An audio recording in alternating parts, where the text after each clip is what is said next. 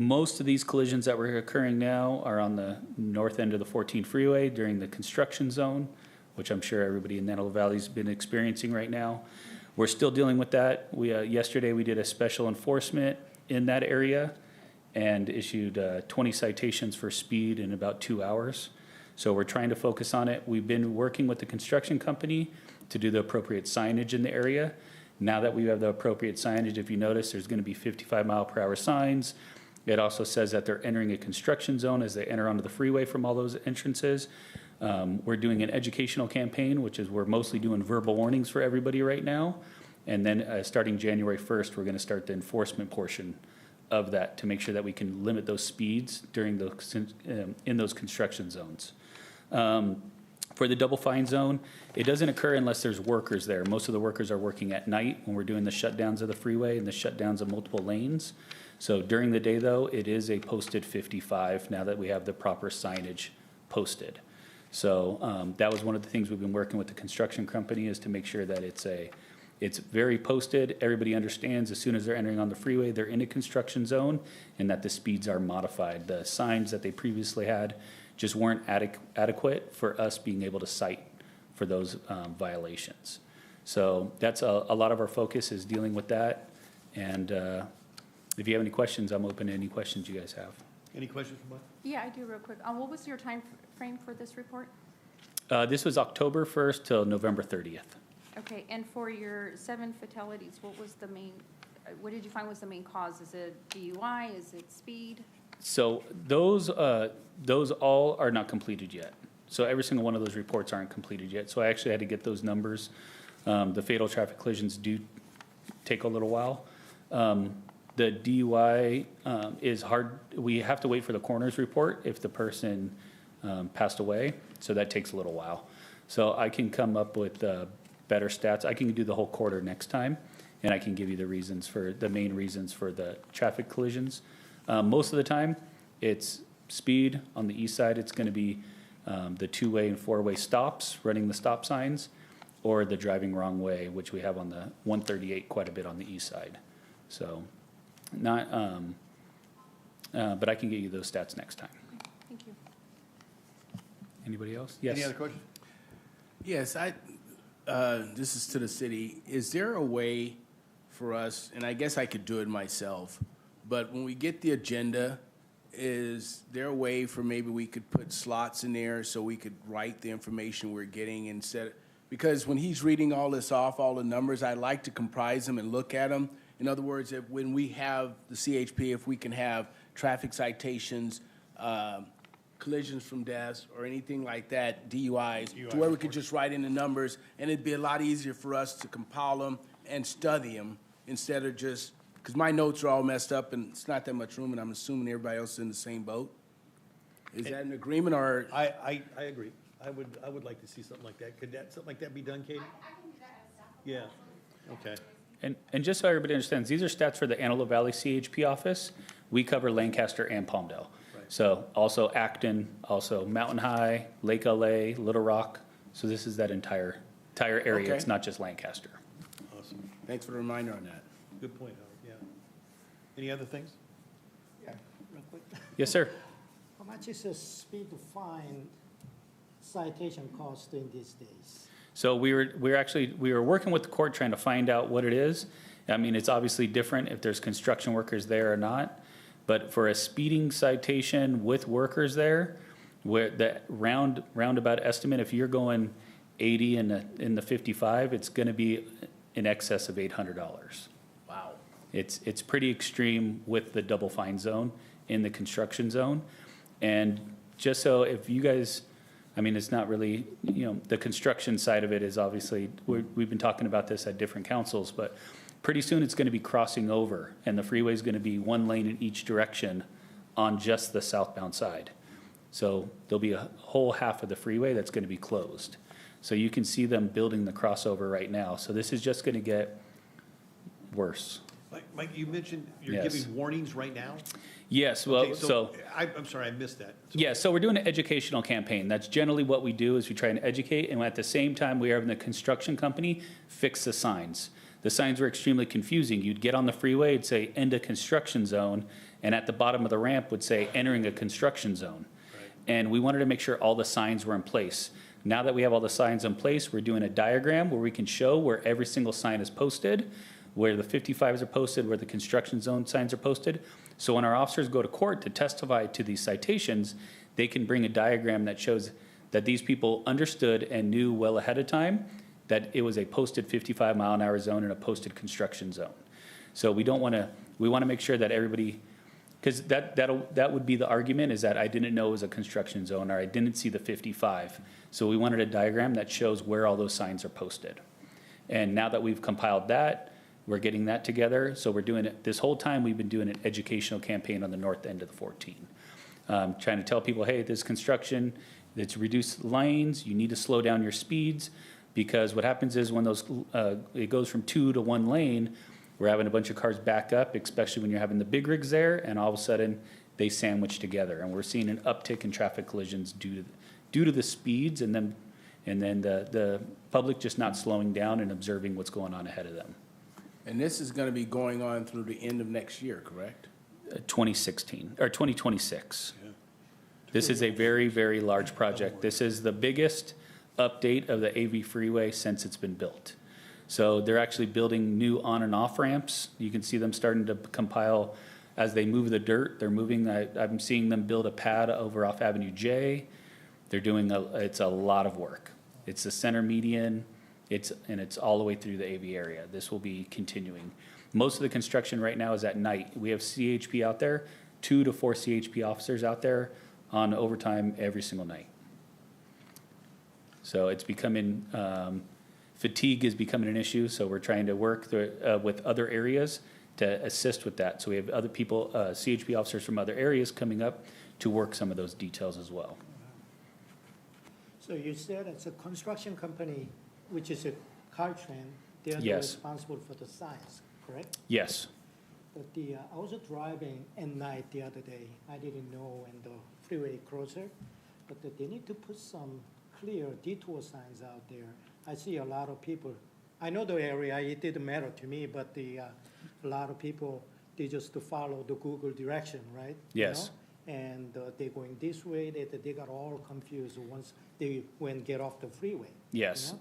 So most, yeah. I work quite a bit of it actually. So I'm out there at night quite often. I did 3 times last week on top of my normal shift during the day. So they have, most of the time, the detour signs are set up. The problem is, and we're working with Apple Maps, Google Maps, is when we shut it down to reroute people to the new designations, the new routes.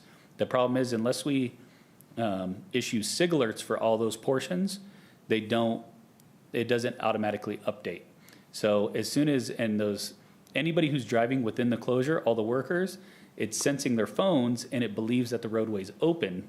So then it tells people that it's open because it can detect people's phones within the closures. So this is something also that we're trying to deal with. We can get it to where we can update it, and we're trying to figure out by setting up closures and setting up SIG alerts if we can essentially trick the system to show that that road's closed so it won't detour them.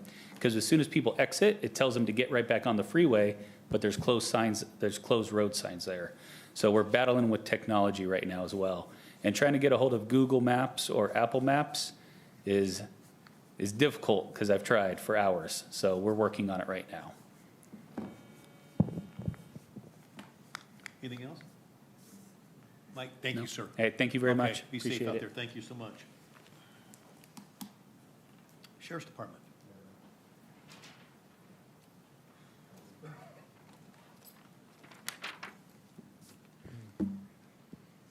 Hi, everybody. My name is Shane Chapman. I'm a sergeant at Lancaster Station. We are going to go over the stats for October of 2023. Criminal homicide, we had 25 year-to-date. That's an average of 127% above last year. Forcible rape was 65. It is even with last year. Robbery is 278. It's a 5.12% decline. Aggravated assaults is 832. It is almost 6% less than last year. Burglary was 567 with 9.86% decline. Theft, we had a total of 968, 12% decline. Grand Theft Auto was 901, which is a 5.5% incline. Arson, we had 32, which is a 3% decline. And the total Part 1 crimes for Lancaster was 3,668 for a decline in 5.44%.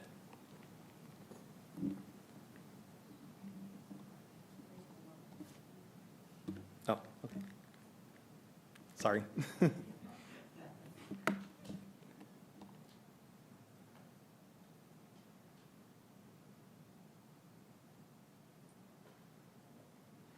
Any questions? One of the things I'm kind of concerned about, we're not getting these. Are you getting these, or did we get them, the reports ahead of time? I'm gonna email you this one. Okay, yeah, so, it makes it difficult for us to take a look at it. Sometimes, my eyesight's not as good as yours, Howard. No, You know, see yeah. me wearing Yeah, glasses, yeah. looking over the top, that's all So, I see. but all in all, what's your take as far as some of the people can be doing for this holiday season to protect themselves as far as holiday mishaps? The big thing is when you're shopping, make sure that you're watching your surroundings.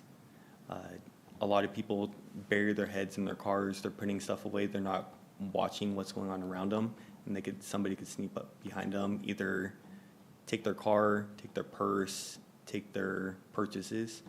If you're going to be going out of town, make sure you don't post about it, especially if your page is open to the public, because people will follow you and they'll notice that you are gone. If you still get mail, or if you get deliveries to your front door, you get a newspaper, anything that would indicate that somebody is not the house. If you have a neighbor or somebody that is friendly with you, maybe they can go by and pick up your package so that it doesn't look like anybody is not home.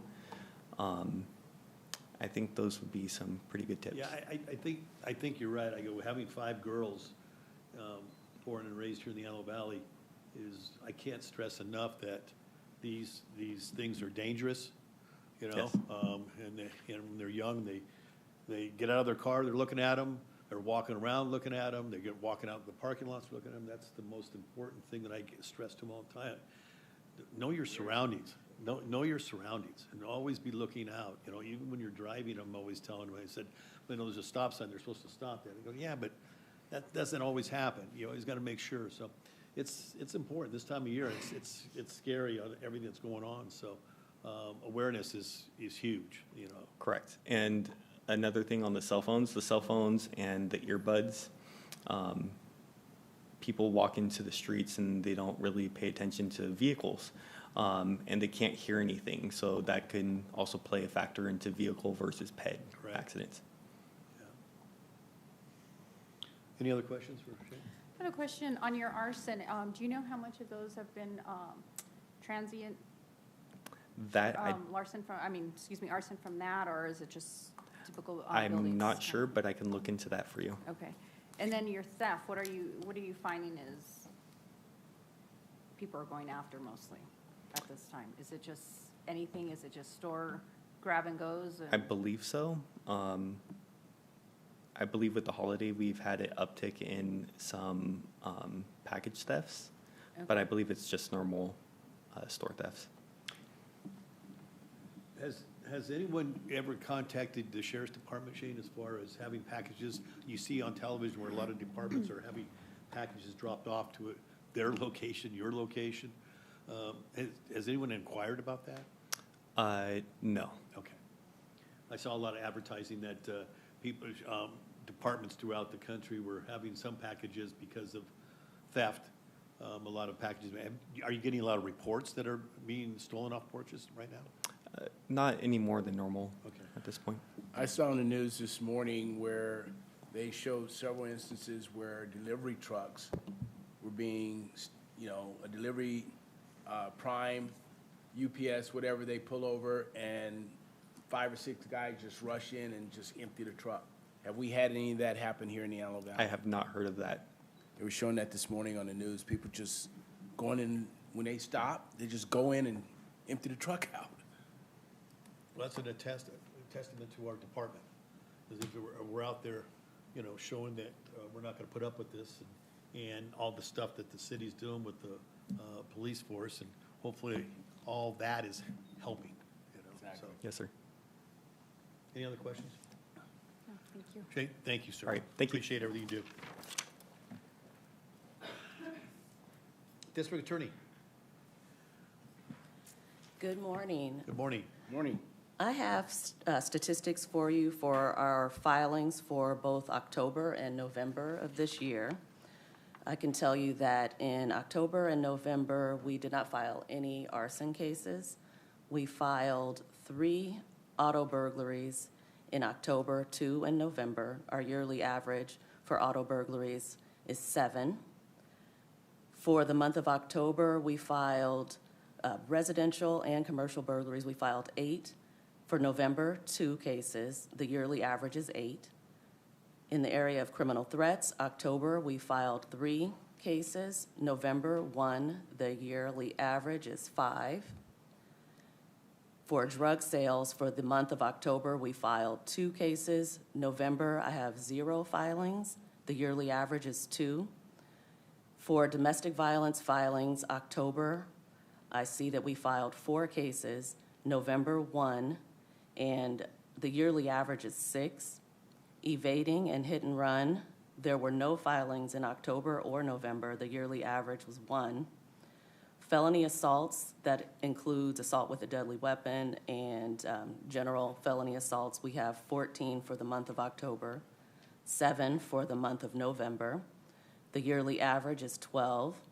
For our felony DUIs, October, 0, November, 1. The yearly average is 1. For grand thefts, the yearly average that was reported, for October, the average was 1 filing. November, I have 1 filing. The yearly average is 4. For our firearms and weapons cases, we have 11 filings for the month of October, 1 for the month of November. Yearly average is 12. For murders and attempted murders for October, I have 3 filings, 0 filings for November. The yearly average is 2. Robberies, October, I have 8 filings, November, 2. The yearly average, I have 6. For sex crimes and child abuse, I have 6 filings for the month of October, 0 for November, 6 yearly average. Vandalisms, I have 2 for October, 1 for November, and a yearly average 3. Violations of protective order or restraining orders, I have 10 for October, 2 for November, yearly average of 13. The numbers seem way off based on my experience. What I believe our statistics is showing is that the new court system that was put in place to document new court filings by the Superior Court, it's not communicating well with the DA's system for documenting cases. So because we're not exchanging information very well, our statistics are off.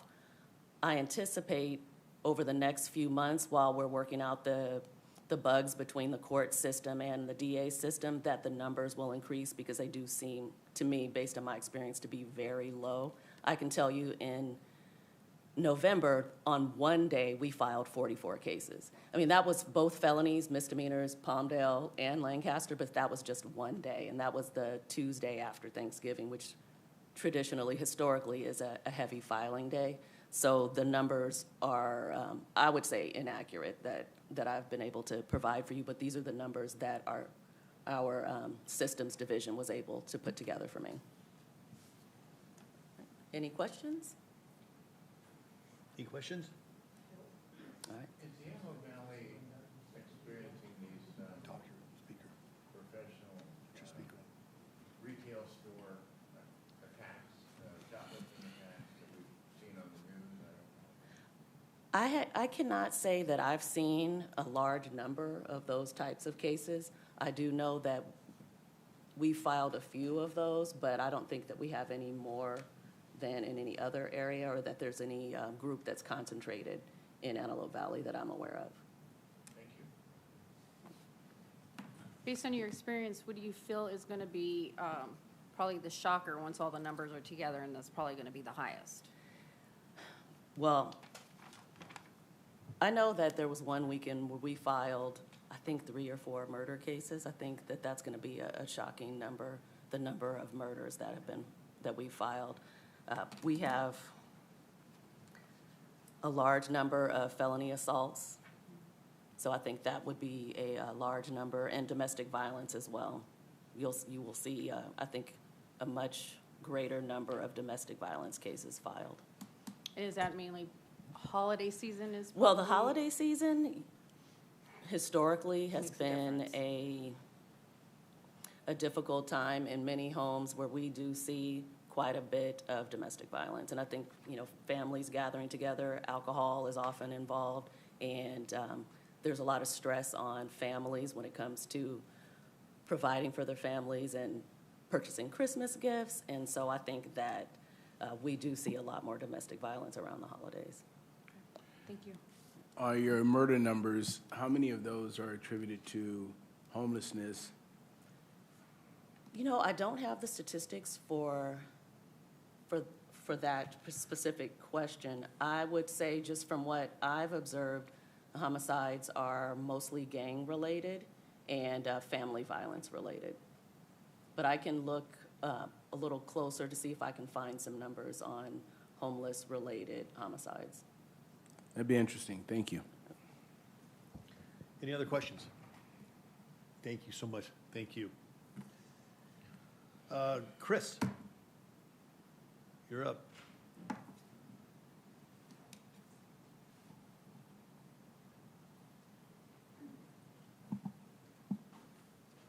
Good morning, Vice Chairman and Commissioners. Chris Roberts, I am the Assistant Director of Public Safety, standing in for Chief Armelin this morning. He's attending to a family matter. First up, our police officer recruitment listed this morning. So very exciting and historical moment for us. Has a salary range of 105 to 135, which is extremely competitive in California. And we have already had numerous inquiries even before the listing came out. So we're very hopeful to get some good talent recruited for the city. Council meeting last night, the mayor released a video from an assault which occurred at a local Chevron station. Deputies are actively working that case, and they're hopeful to be able to track that down. But the mayor intends to go forward releasing this type of video to elicit involvement from the public to take a role in public safety for our community. And hopefully we will see a positive result from that, where our community decides to get involved and help us out and solve these and deter these. It would be great. Justice Sunday is coming January 14th. I'm told that this is a really great production this year. Street Festival will be on the Boulevard from 11 a.m. to 3 p.m. And then the play will be inside the LPAC from 3:30 to 7 p.m. So looking forward to that and hope everybody will come. ShotSpotter. If anybody's not familiar with ShotSpotter, it's a gunshot detection system. We're engaging ShotSpotter, hopefully, on a pilot program covering 4.5 square miles of the city. It will alert deputies within seconds, up to 30 seconds of a shot that rings out, location within feet of where that is, and can even track direction of travel. We're excited about this opportunity to partner with ShotSpotter. This goes before council at the next council meeting for approval.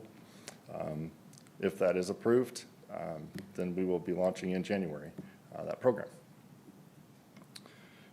Neighborhood watch groups are increasing in interest, so our girls have been pretty busy setting those groups up, and more exciting, our first neighborhood watch groups have been approved for the flock cameras. So we'll be installing flock into those communities. They're excited to get them. That's been a very, I would say, welcome approach from the neighborhood watch groups. I wasn't sure personally how they would react or respond to that offer to have cameras placed in their neighborhoods, but it's been not only welcome, but asked for, and even a factor that's driven the interest in Neighborhood Watch now. So those are all very positive moves for the safety of our community. And then Rochelle Early hosted a Business Watch Summit. It's our first one. The turnout was not very large, but the summit was fantastic. She brought in resources from around the city and different departments to show businesses what's available. Since that summit occurred, we've had a lot of contact from business owners in the area who want to be involved and maybe didn't hear about it, or it was a bad schedule or whatever for them, but will be attending in the future. So this looks to be actually a very successful program for us and for our business owners in the area to be able to engage public safety and the city directly to express needs and discuss ways that we can improve safety and security for them as well. And that's all I have. Do you have any questions? Yes, I do. Yes, sir. You mentioned the starting salary for the deputies was low 105 to what? 105 to 135, and it's officers, sir. Officers, I'm sorry. No problem. And I guess my question is, how does that relate to the salary for the starting in the sheriff's department? We beat them. Okay, and that's where I was going. Yes, So it's high enough to where we're actually have some people that would think about being a deputy, or that are a deputy, or starting a rookie, wanting to switch over. Well, that's not our target group. So we were actually asked in a recent radio interview, with the shortage in policing across the nation, how do we expect that we're going to get any applicants? We're not competing for the same applicant pool. Our pool that we're hoping to get is the end of career, those who are looking for maybe a second career change into. We're not looking for the new career, the new young startups. We're looking for people who are very good at talking to people, know how to get into a community and build good rapport and work with our communities to solve problems at the root level, which is different than your traditional hard charge patrol model. And so we're looking for a very specific person. We're looking for a very specific age group that comes with that. How many officers are you looking to hire? We're going to hire 6 immediately. Yes, ma'am. 6. 6. 6. Mhm. So we'll start. Chris, with that video that was released last night, Katie, do we have that we can pull up so we can show the commission and general public of the incident that happened at that Chevron? Ready? Yes.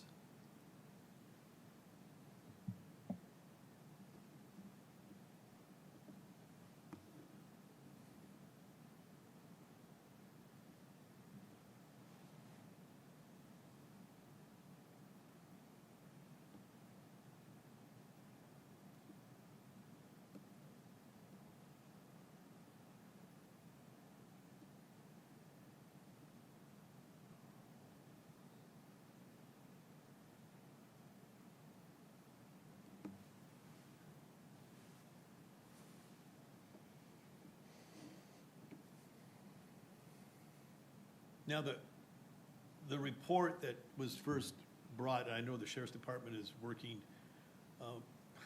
extremely hard, City of Lancaster is too, is that on this particular video was, what you're not seeing is what transpired at the counter ahead of time. And the counter was, when the individual came in, had some gift cards and wanted to exchange these gift cards all at one time, in which the system does not allow you to do that. As the little girl tried, or the young lady tried to explain that, was that at that point in time, the person got upset and threw at the register everything on the ground and scattered the whole thing across the floor, and then approached the cash register person face to face, and then walked. And the video that you're seeing is the video of this person at the door. So you didn't quite see the whole thing. I think at that time, the young lady tried to get the door locked, and this is when the other person came in. Correct. And caused the problem, or both did. So obviously Mayor Paris, Vice Mayor Christ, and the council have made it extremely important to put this stuff out. He's made a plea to us, to commissioners, general public, to see what we can do, how we can do it, ideas. He opened the floor up to people that would say, we don't have all the answers, but our door is open, give us some suggestions, what we need to do. My question is, and I was talking to a few commissioners, is the flock cameras they can be put up in centers like this, correct? Correct. Okay, and I understand that there's a need of putting some of these cameras up in some of the centers right now. Walmart's maybe they're talking about, and a couple other things.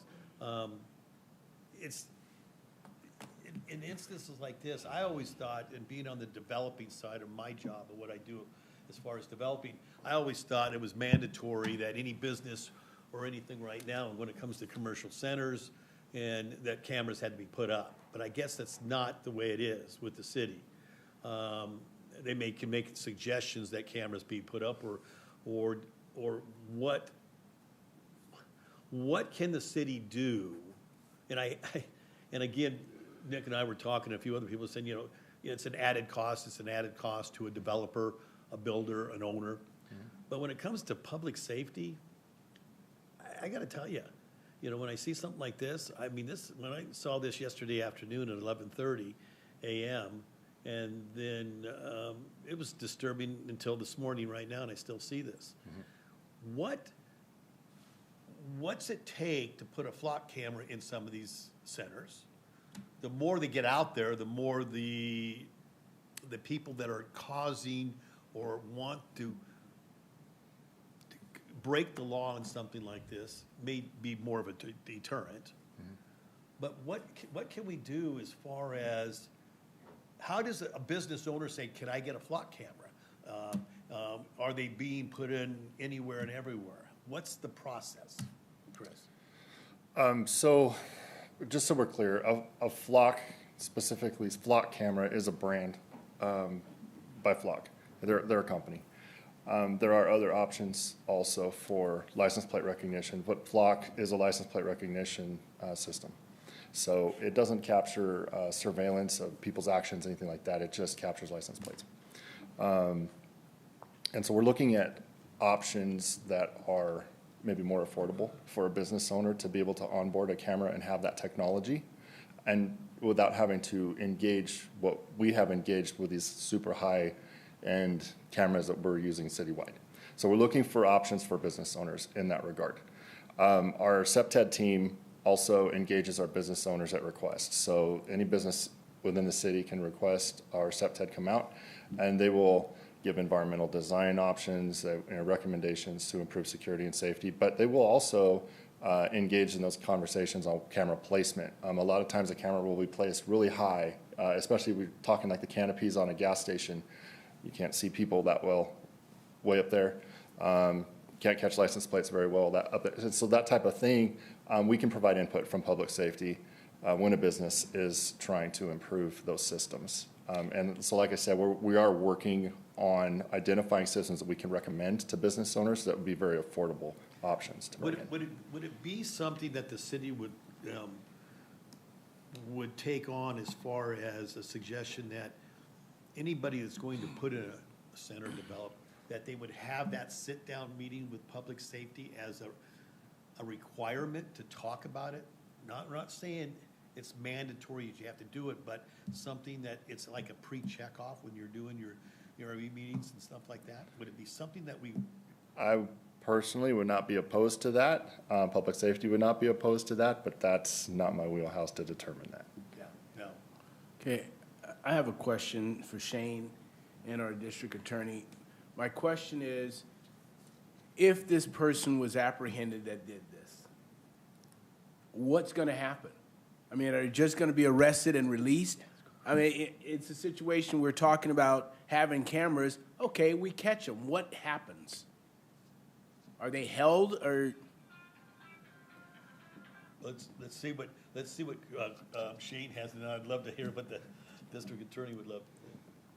Well, based on what I observed, without knowing injuries or anything, It appeared to be a battery. So yes, one of two things can happen. They can be released in the field on a citation, or they can be taken to the station where they will be booked, fingerprinted, and then released on a citation. Okay, and that's kind of what I figured. The problem I have is that happens, Yes. and this young girl that works at that store is now fearful for her life. Correct. Because if that woman gets out and sees her, she's liable to go back to the store and reattack her. And that's where I'm having a real problem with the way the system is. This girl, it's almost like she wouldn't want to tell. Yeah. And so that's why I'm asking this question. In the district, what would, if that case came to you, So we have a separate charge evaluation division in our office. What happens is once a report has been generated, investigation has been completed, the investigating officer will upload the information about the case, including reports, any videos, statements from witnesses to a system that basically maintains all of our reports. Our charge evaluation division would then review it. With a citation, they're months down the line. I think it's about 90 days down the line from the date of the citation to the date the person is required to be in court. If the filing DA believes that there's enough to substantiate the charge, that we have enough to prove the case beyond a reasonable doubt to a jury, then we would file a case. Most likely, it would be a battery. We always look at an individual's prior record in determining the severity of the charge, and but we also just have to look at the conduct. So if we don't have significant injuries, we're most likely to file a misdemeanor charge. For a battery, it's a 6-month jail misdemeanor. Our courts, on misdemeanors, you're not likely to serve any time in custody. It's community service, anger management, probation. Also diversion, where the court allows individuals to earn a dismissal on their case or of their case after completing certain terms. On a case like this, I know that for the young lady who was assaulted in this case, because of the rules that are related to criminal protective orders, I don't believe that she would qualify for a protective order. Generally speaking, we could do a stay-away order verbally, but a formal written criminal protective order is not likely to be issued in the case because they're connected to domestic violence cases. There has to be some evidence that there is a threat of future harm, but it has to be something that's specific and identifiable. So without something more than I just fear that this person might come back, you're not likely to see a protective order in that case. But the court would order, I'm certain the court would order this individual to stay away from that location. But beyond that, I don't see any more serious protective order. The system is completely broken. it's scary to think that that's what happens, and I mean, that used to be a job that when we were teenagers, we would have. Yeah. And now that job is not safe to have. But, Well, you know, let me ask a question too. Maybe Sergeant Chaplin can help this. Can you tell me what is the difference between doing a cite and release on location and then versus taking them in, doing a cite and release at the station? And then what is the success rate of these people actually showing up to court with that cite? The point of taking them into the station to do booking is for positive identification.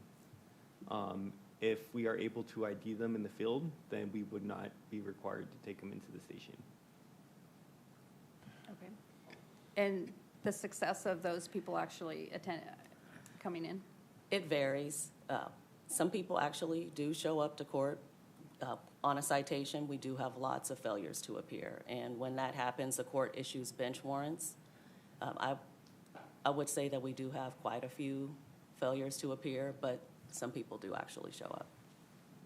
Okay. I can't give you the specific percentage. Right. I'd have to look into it more, but I would say there's a good number, possibly 50%, but I don't want to, I mean, I can't commit to that Yeah, you don't number. have I it in need front more of you, yeah. information. Okay, thank you.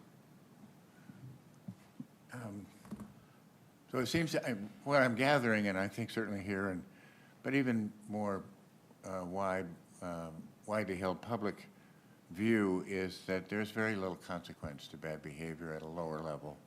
At the misdemeanor level, there are no consequences. And as a result of that, we see, and I think we're seeing, a rise in crime, a rise in criminal behavior, because people realize at this point that there are no consequences.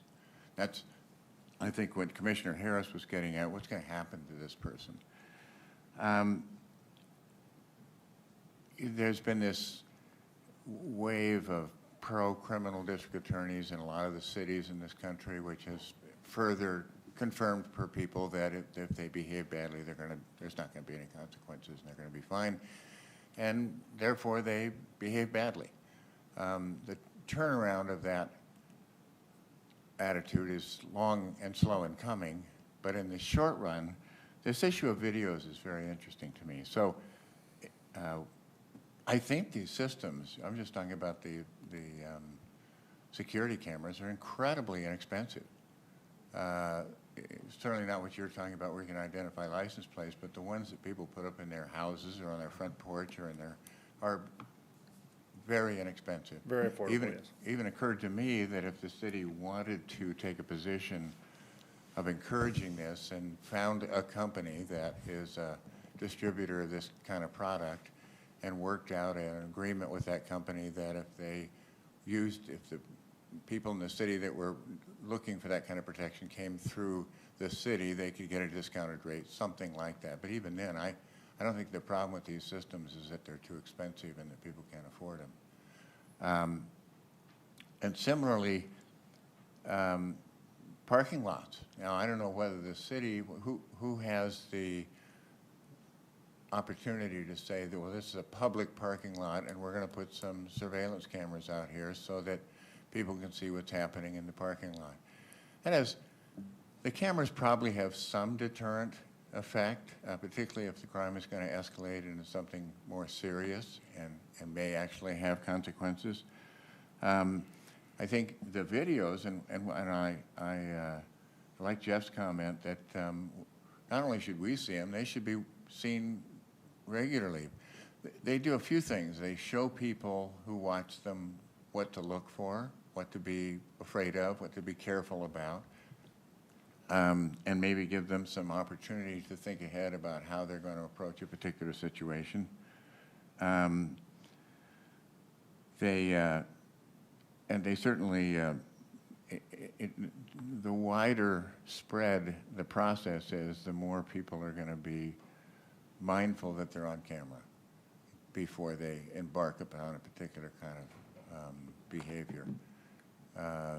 So whatever the city can do to help encourage these systems getting in place, probably a good idea, and also in parking structures. What's your thought on that? As far as cameras, the quality as far as detectives matters a lot. We need to be able to, if we could get something that reads a license plate, or we can decipher a license plate, that would be best for us as far as solving a crime. Also, if we're able to see a face and get a pause ID out of the video. But as far as putting cameras up all over the place, maybe the older generation, they didn't want to be on camera, but we have a whole new generation that actually film themselves while they're committing crimes. So as a deterrent, maybe for the older generation, but I don't see it being a great deterrent for the new generation. In this particular situation that took place, obviously the cameras meant nothing.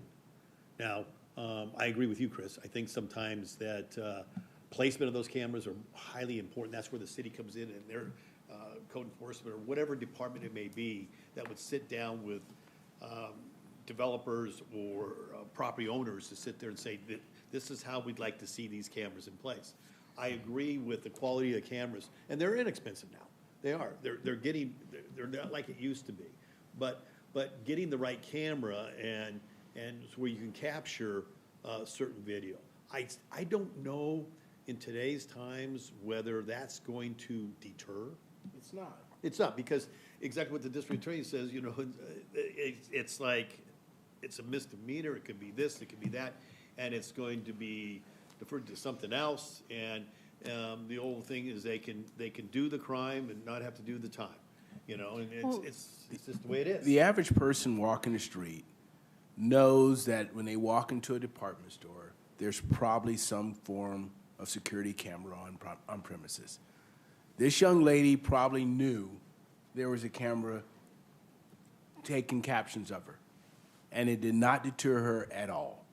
So the cameras, in my opinion, to some degree, they're valuable, but in this particular case, what good did the camera do? Because if they arrest her right now, she'll be out by this afternoon. Well, here's the thing, and you're bringing up a point with the cameras. You can have as much cameras as you want. You made a point that the system's broken. It is broken, and it makes these two people's jobs so much harder. But here's the thing, we can change that. It happens at the polls. People need to understand that. People need to do their research and find out what's going on there and change the people who are making these decisions. Right. That's the only way it's going to help change. And you're right, Nick. I think too, and that's one of the things that our city council has been a leader. The mayor and vice mayor and our council has always gone outside the box. Right. I mean, they've always gone outside the box and says, we're not gonna stand for this. And you heard the mayor last night, you know, he made it perfectly clear that this stuff has to, but also, he's also engaging the general public, the general commissioners and everybody else. Give us ideas. Come to the front, you know, give us anything and everything, because we're here to listen and find out. I don't think no matter how many cameras you have, but in this particular case, if the cameras were in the right positions, and you brought up a great point, Chris, is that sometimes they're hanging high, they're not angled right, and I can see that. I can see it going to places and people developing their business, they got these elaborate camera systems, and I'm not an expert, but I can look at them and say, but they should be adjusted at a different, you know. And, but I would think that if there's some type of head of schedule that somebody's going to develop, and they have to go through this process with the city. And again, that's just something thrown out there, you know, that we can institute somehow, some way, would be beneficial to these property owners. Because when it comes to, it's not so much about the broken window, it's about this young lady who had to put up with that. Right. It's not about the broken window, it's not about stealing a candy bar, it's not about the, whatever it may be, it has nothing to do with that. It has to do with the safety of that young lady going to work. Yeah, she wasn't even playing security officer. Right. She wasn't trying to confiscate anything. No. She was just simply saying, I can't do it. Yeah. And I think one of the best things too is to help piggyback off what the council is doing is also invite people to come to our meetings here. Exactly. And let us know, hey, you know, we got lots of problems out there. Come up with the solution, come present it to us, and one of those is going to stick one day, and it's going to make a big difference. You know, Nick, that's a good point, because we've always said, for the criminal justice here, we have David Paul here, and I see David all the time, and he goes to every meeting, he puts his 2 cents in, he says what he likes to say, he makes a lot of sense, and, you know, there's a lot of things, we should have more of that, you know, and sometimes I think that this commission should be presented out there more to come in to the general public and come speak to us. Tell us your concerns. What should we be addressing in your concerns? I think unfortunately, in order to get more citizens involved in our commission meetings, the time change would have to be the difference. I mean, we're right in the middle of a workday, and the average working American does not have time to take off at 10 o'clock and say, I'm going to commissioners You know, meeting. and we've been talking about that for a few years now, Howard. You're right. And that's something that we have to look at. Well, and in the meanwhile, depending on if anything changes in the future, people can look at these online. These meetings This are is true. online. You have questions, you have comments, you can also contact the commissioners That's correct. on the city website as well. Because it's time now, things need to change, and people need to realize that they do have a voice and help making that happen. If a person was working in a store, convenience store, liquor store, bad hours, risky neighborhood, what's the opportunity for them to have a weapon behind the counter? Good question. There are laws that govern whether or not a business owner can be armed, a worker can be armed or not. Most of those are governed through weapons possession laws, so permits, concealed carry, and then, of course, that may conflict with an employer's policy. So there's a lot to kind of maneuver if that is what somebody's looking to do, and a lot of research that somebody needs to engage. It's not a quick answer for you for that. Do we make it hard or do we make it easy? In California, Of course. it's very difficult. May I just comment to the commission? Last night's meeting, there was an added part that the mayor wanted to initiate, and that was to reach out initially to the LADA to see if we can prosecute some of these crimes from the city's perspective. He didn't hold out a lot of hope for that, but he was also going to plan to appeal to the state DA to see if that's something that, within the powers of the city, we would have prosecuting abilities. So that's something he proposed as well. Yeah, he made that pretty clear, that he felt that going to the district attorney was going to be just something that he would do and have to go above that. Yeah, so he made that perfectly clear last night. So. Hey, I want to go back to the camera. I know in some cases, the people like that, and they don't operate the camera, but in some cases the camera works, and in some cases it works. And I like that idea that Commissioner Brown mentioned that there is some kind of, the support from the city to install or upgrade their camera system for business owners or center. I know we used to do that, and I don't know, Chris, you were there or not, and city did some rebate on their door ring cameras. It was like, if I'm not making mistake, $200 per unit or something for city residents only. And would you be able to looking at that kind of program to support the business owner or business center to do that? Yes, we could look into those types of programs. One of the hurdles we would run into, I don't know if it's a hurdle, one of the issues we run into with providing businesses with city-funded equipment is misappropriation issues. I know it was a rebate. Yeah, so Yes. something like that perhaps.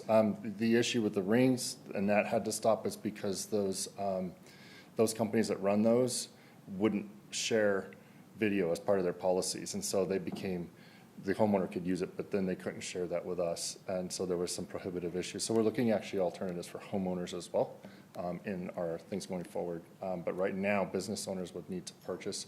If the city engaged in, like you said, was able to work a rebate program or something with one of these companies, certainly. And again, we have advisement teams that can work with business owners to make those recommendations.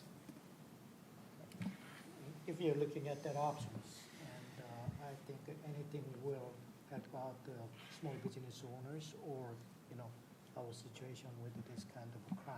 Yeah. Yeah, we just want to be very careful in what we do and make sure that everything we do is above board and also effective. Because if it's not effective, then it wastes everybody's time. Yeah, I just want to say great job on the neighborhood watch. It's nice to hear that. People are getting involved in that. Yeah. Can you refresh our memories for people on how, if they want to get involved in a neighborhood watch program, what they need to do for that? Yep, absolutely. You can go to the city website and go to the public safety, click the public safety button, or you can call the public safety office. And we have people who go out to your neighborhood. Your neighborhood determines, number one, that they want to participate, and then they have to elect somebody who's going to be kind of the head of that group. And then we come out and help set that up, explain the process, how it works. But before you even get committed, we'll come out and do a orientation, I guess, meeting where we explain the process and explain what it is and explain how that works and if it's something they even want to engage in. So there's no commitment to reach out to us and explore it. That's, I guess, my point. And so we would love for communities to engage us even more than they already are, which is going really well. And we've had some that were really hesitant at first, not a lot of buy-in until we got to do those meetings. And then the deputies come with us. They get to meet the deputies that would work their areas, and then we'll meet our team. And then from there, generally, there's a lot more acceptance. My husband was a block watch captain in our neighborhood for many, many years, Yeah. and it's a fabulous program. I mean, it also ignites the neighborhood camaraderie. I mean, to get people caring about what other people are doing and what's happening in their homes. So Right. it's fabulous. Yeah, And it's a the good people program. that come out are stellar. They do a really great job. There's not anything that you have to know ahead of time. Right. You just need to make a space available and invite the neighbors. And honestly, these programs aren't designed for the neighborhood or community members to go out on a patrol, or like we saw in the 70s with the street angels or whatever they were up in San Francisco. You remember them? Yeah, it's not that. This is really just the community coming together to say, hey, we want to partner with each other. We'll keep in good communication. If we see something, we're going to report it. We're going to let each other know. We're going to let the sheriffs know. We're going to let our police department know. And then we can respond quickly to that. So the city's commitment to the neighborhood watch groups is a priority response. So because of the engagement that community has committed to engage and work with the city, if there's a street light that's out, we know that causes problems and brings more people into the dark. And so we will give that street priority, get that street light fixed. So if a neighborhood watch group does reach out to us, we will make sure that we take care of those. And we're not saying we're punishing other communities. There's just a list of, general maintenance that occurs throughout the city. But if somebody calls in and says, hey, this is a problem, we will put attention on it immediately. Any other questions? Chris, thank you. Thank you. Really appreciate everything you're doing. Thank you so much. Thank you, sir. Legislative offices, Congressman Garcia's office.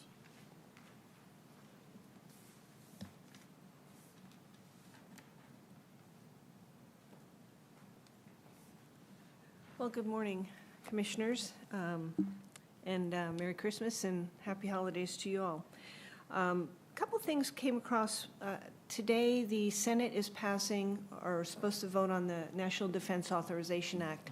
And as I've spoken in the past, one of the bills in that would be Congressman Garcia's bill to increase pay raise for the lowest ranking military men and women. That it would be about a 30% pay raise for them.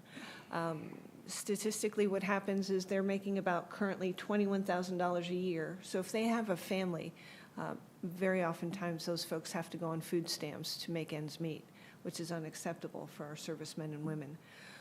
This raise would bring them up to about $32,000 a year. So there's, as is the current behavior in Washington, typically bad for whatever reason. The president said he would not sign a bill if would not sign that if it was in the bill. So that was removed from the NDAA for the Senate side, so it's not going to make it through the Senate on the National Defense Authorization Act. But it does have a hope to make it through on the new budget that we were supposed to pass earlier this year on the defense authorization. So there's still a shot that it could be included in the new budget. I will keep you posted on that. And again, I probably goes without saying, but the reason for that is to really encourage our servicemen and women with morale, really, to say that you have value. You don't have, your family should not have to go on food stamps, but also recruitment, which is currently at an all-time low. So there's a lot of reasons to be able to incentivize these young men and women. The congressman, on another note relevant to this commission, is HR 6671. He co-sponsored, it's called Alexandra's Law. And what this would do is it would, if a drug dealer is responsible for the death of somebody they sold drugs to, they would have to sign a sworn statement acknowledging that fentanyl is lethal and fatal. If they are again arrested as the result of a death selling these drugs, then that sworn statement could be admissible as evidence in both the state and federal level, and these charges would be brought on the federal level. So right now, I think this is the most relevant numbers. There were about 80 deaths last year in Santa Clarita Valley and Antelope Valley, which is predominantly our district, related to fentanyl. And then nationwide, we're up over 100,000 deaths related to fentanyl. And a lot of these young folks think that they may be buying OxyContin and it's cut with fentanyl. They had no idea, and then they're no longer alive. So it's really insidious, it's epidemic, and this is not perfect, but it's one way to address this, this bill. So that's it for me, unless you have any questions. I think that's probably the most relevant stuff I can. I have a quick question, Yes, if I sir. might. This document that people might sign, is this for, there's a handful of people out there that thinks that fentanyl is not dangerous and can't hurt people? This would be folks that have been arrested. Could be what? This affidavit would be somebody who's been arrested. If I were a drug dealer and it led to the death of somebody, then in this process, I would be asked to sign this affidavit stating, hey, this drug I'm selling is deadly. So it's not just for the general public to sign, but I understand that, although I guess what I'm questioning is whether people selling drugs are unaware of the fact that it might be dangerous. So we're going to have them sign a document that say, okay, I'm saying it's dangerous. I think they probably already know that. You're trying to make logic out of insanity, my friend. A big mistake, and I'll retract that. I thought you were going to get into the issue of the appropriations for Eastern Europe and for Israel. The funding bill? They're trying to tie it to some sort of action on the border. And when I hear about the fentanyl crisis, it's not a drug crisis, it's a border crisis. There's no manufacturer of fentanyl in the United States. It's not a drug that's prescription drug. It's strictly a drug coming across the border. So it's, when you talk about the fentanyl crisis, and it is a crisis, it's a border crisis. So what you really want to address with fentanyl is the border. So until that's addressed, you're not going to solve the problem. Correct. And again, that's something the congressman's been very persistent in addressing. He's been to the border twice. He's brought this to the attention. His colleagues across the aisle feel that there needs to be more leniency on the border. They're not acknowledging the epidemic of poisoning coming over, along with multitudes of foreign nationals. The bill currently in the Senate right now, they're trying to package it to a watered-down version that I think perhaps maybe you and I would like to have. But I think that at this point, the fact that they're having this dialogue is a good step forward. Nothing that comes out of Washington, in my experience, has been perfect. It's not something necessarily that if I were leading the country, I'd say this is how it should be, but I'm not in that position. But again, I just want to reiterate that this dialogue is happening on both sides of the aisle, which is a huge step forward. But the congressman is lockstep with you in that position as well, that the poisoning and the drug epidemic is primarily connected to the border. In addition to national security, we know for a fact we have a lot of foreign nationals in here that fully intend to bring harm to us. They're here. It's just a matter of time before we see something erupt from that. Not to be a doomsday presenter here today, but that's just the reality of what we know. So, anything else? The influx of people we have no idea who they are. Correct. Somebody made the comment, which I thought resonated, is that a country without a border is called an area. Mm-hmm. We're an area. We don't have a southern border. Whoever wants to come or go across that border is free to do so. And I don't even understand the concept of we want it to be more dignified. What does that possibly mean? Anyway, sorry. Yeah, we're going down the rabbit hole again. I wish I could be more positive, but what I can say is this, is as disheartening as this is to us, and for me, personally, is that there are men and women in Congress that do want to bring just common sense laws back, but they're fighting against some really irrational folks up there. And what seems right and common sense is politically incorrect in some occasions, but they're still in the fight, and that's what I find encouragement. Nobody's giving up. Okay, anything else? Any other questions? Thank you so much. Thank you Appreciate it. guys for all you do. Happy holiday to you. Okay, thank you. Senator Wilkes' office. No? Assemblyman. Thank you. Hello, everyone. Assemblyman sends his greetings for a wonderful holiday season for you all. He's been all over the map and continues to enjoy meeting all parts of the district.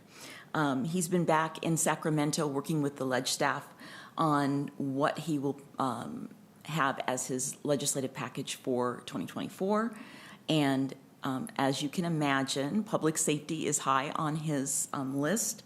One of his projections that right now that he's going to work on is a partnership with one of the supervisors in San Bernardino County, Supervisor Cook, on improving the Amber Alert throughout the state. So it's something that everyone will benefit from, and he is excited to work on that. If you have anything that is gnawing at you that you would like to see if there's a legislative fix for, please let us know. I'm happy to send that to the legislative team, and they will be presenting their package in January, so I will look forward to sharing that with you then. I have a question. Does he have any input or conversation towards the new law that's coming out next year that as far as security deposits go for tenants? The current law is the max you can charge a tenant for security deposit is 2 months. And I just read that that's going to be reduced to 1 month security deposit. Oh, boy. And I'm just curious to see We if there's seem to be really penalizing those poor landowners. And I know that they have a certain amount of holdings already, but everything seems to be going against it. Well, the problem is going to be that if I'm a landlord and I have a vacant property and I want a tenant, I can now take a risk on a tenant that is not the best applicant, but I can take a risk because I have that double security deposit. Right. When you remove that double security deposit, I'm just no longer going to take that risk. So you're increasing a housing shortage because now landlords are just not going to even take a risky tenant. Right. I will look into that, and I feel pretty confident he voted no on that, but I will be sure and check and see if there's anything that could be a counter to that, because I get it. I thought there was LA County. Is it the state? What? It is. I think it is LA County, but we're LA County, so we're affected. We have friends in the county too, so I'll be happy to bring that up then. Anybody else? Anything else? Thank you. Thank you so much. Katie? This is the time to address the Lancaster, Criminal Justice Commission on the non-agendized matters. Speaker cards can be found on the back table of the council chambers. Individual speakers are limited to 3 minutes each unless a different time limit is announced. State law prohibits the commission from taking action on items not listed on the agenda. Thank you. We have Mr. David Paul.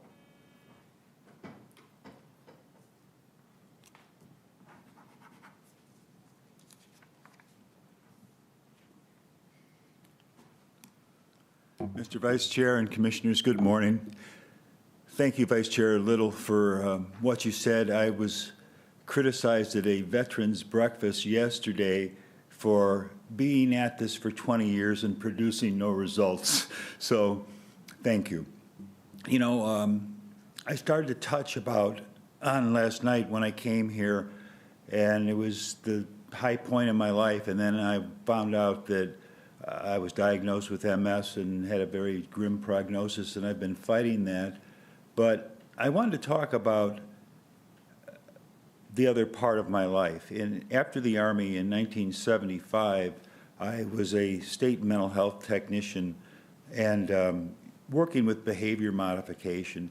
And that's the only thing that actually works, is modifying people's behavior. So the commissioners who have been here a while know that I came with the Human Accountability Project, which sounds silly, but it's about traffic enforcement, because I've had all my captain friends through the years explain to me that traffic stops are where they get leads and intelligence. And basically, if you could control cars, and I have this guy I know who has a Tesla, and this was a couple years ago, I found out that you can set your Tesla for 90 down the freeway and it'll just go, irrespective of any traffic laws.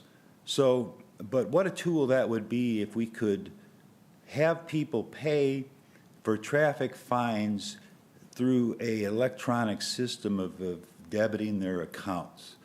And, you know, driving respectfully is something that helps build common morale, because everybody wants something in life that's fair and consistent, and you have all these voices that rail against unfairness in the system, and I get that.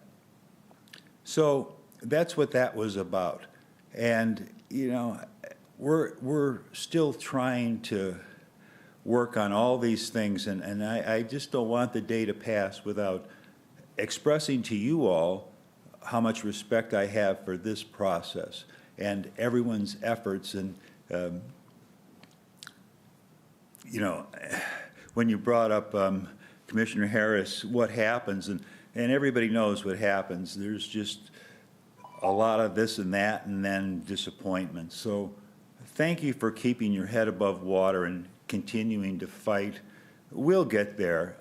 I talked about last night, the plan from the start was to charter our city's strong mayor, break off from LA County. This handles the DA problem and puts us in a much better position to grow into the future. But thank you all, because we're going to get to the future, and it's better if we do it together. Thank you very much for everything. Thank you, David. Merry Christmas. Appreciate it. Merry Christmas to you, too. Okay, Commissioner comments, anything? No comment. Okay, well, happy holidays to everyone, safe holidays. Be concerned with your surroundings and everything else. Thank you, District Attorney, everything you guys do, Shane, everything, Chris, Katie, happy holidays. We'll adjourn until Wednesday, January 10th at 10 a.m.